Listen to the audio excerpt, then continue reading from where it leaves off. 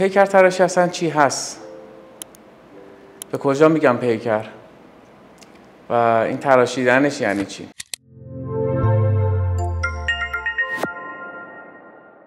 درود بر شما، دکتر مرادی هم که این ویدیو رو دارم خدمت شما ارائه میدم. میخوام راجع به پیکر تراشی صحبت کنیم. ببینید این پیکر تراشی که در واقع این واژه پیکر تراشی که امروز تو این پیجا میبینید و رایج شده، یک سری از اعمال جراحی هست که روی فرد انجام میشه که به یه ظاهر بهتری برسه. مثلا اگر تنه رو در نظر بگیریم، تنه آدم رو از قسمت گردن تا پایین لگن بخوام تنه در نظر بگیریم، اعمال جراحی که میشه اونجا انجام داد، شایع‌ترین عملی که انجام میشه لیپوساکشن های تنه است. میتونه قسمت قدام، خلف و پهلوها انجام بشه. یکی از اعمال جراحی دیگه ابدومینوپلاستیه. ابدومینوپلاستی به چه صورته؟ اگر فردی باشه که پوست جلوی شکمش دچار افتادگی باشه، این افتادگی با این عمل برطرف میشه. در مورد پشت هم داریم. ممکنه فردی باشه که افتادگی تو ناحیه پشت تنه داشته باشه، به خصوص تو ناحیه باسن. تقریبا معادل همین عمل در پشت هم داریم و یه بکلیفتی میشه اونجا انجام داد. گاهن این عمل‌ها رو میشه ترکیبی انجام داد. عمل لیپوساکشن رو به همراه ابدومینوپلاستی با هم انجام داد. خیلی ها دوست دارن یه تغییراتی هم توی ناحیه باسنشون انجام بشه. وقتی که لیپوساکشن انجام میشه، چربی خارج میشه. یه سری آماده سازی هایی رو این چربی انجام میشه و به نواحی باسنشون میشه تزریق شد.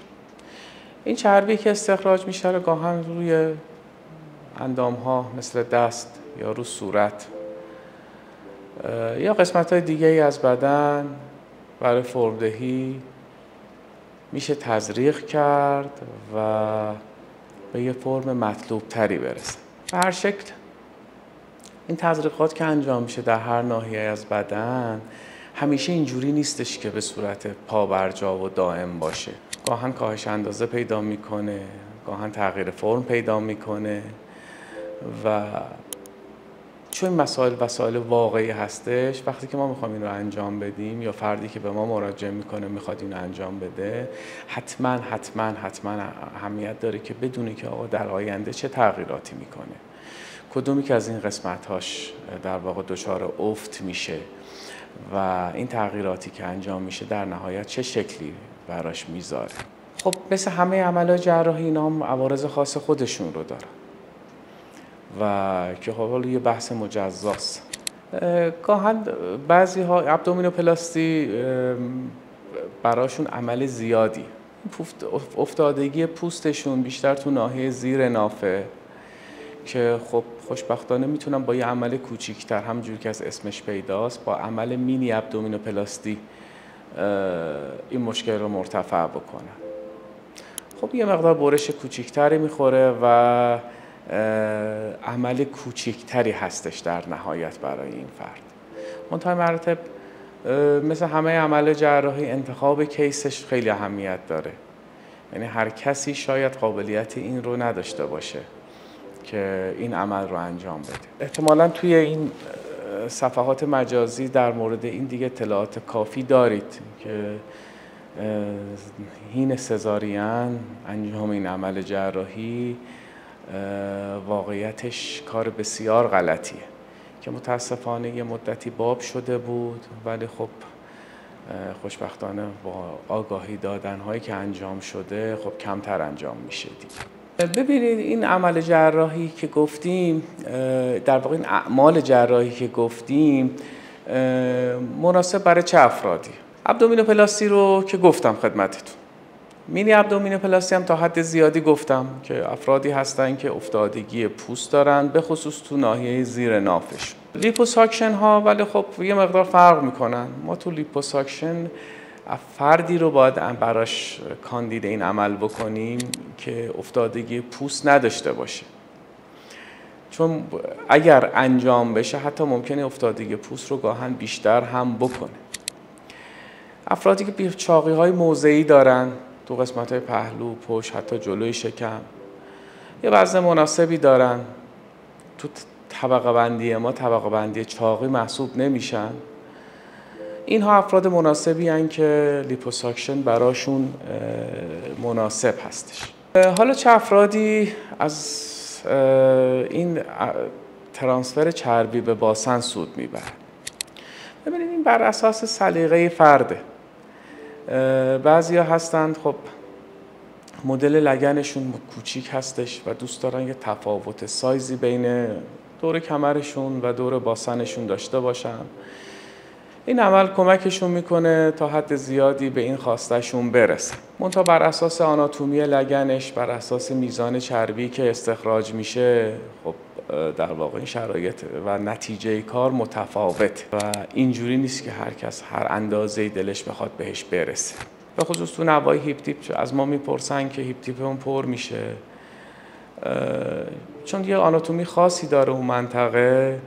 اگر زیاد از حد بخواد تزریق بشه، اولا که ممکنه خود اون ناحیه نگه نداره اون چربی و به اطراف پس بزنه، و یا اینکه به هر شکل اگه بخواد زیاد از حد تزریق بشه به اون پوست اون نواحی آسیب وارد میکنه و گرفتاری‌های درست میکنه که گاهن جبران پذیر نیست.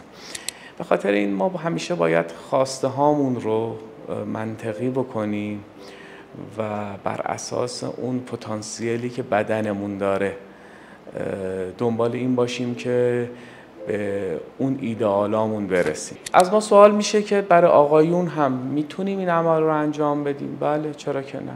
برای آقایون هم این انجام این عمل امکان پذیر هست و به خصوص افرادی که بعد از یک دوره کاهش وزن یا این اعمال جراحی باریاتریک که انجام میشه، اسلیپ و بایپس هایی که انجام میشه، دچار افتادگی پوست و ناحیه شکمشون میشن، این افراد، این آقایون خیلی زیاد متقاضی این عمل میشن. ببینید افرادی که به هر نحوی کاهش وزن پیدا میکنن، مثلا رژیم‌های غذایی که میگیرن،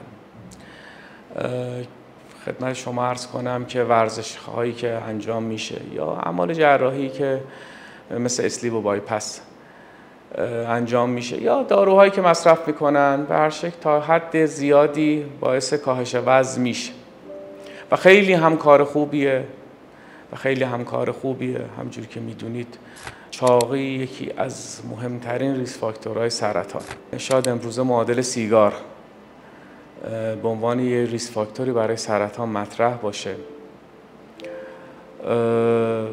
خب فرد تصمیم درستی میگیره، میره کاهش وزن رو انجام میده. منتها مرد در بعضی از افراد، تاکید میکنم نه همه، دچار افتادگی پوست میشن و متاسفانه به روش‌های دیگه‌ای مثل ورزش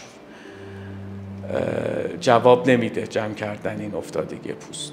البته یه سری دستگاه‌هایی هستش، گاهن هم جنبه تبلیغاتی داره، جنبه بازاری داره،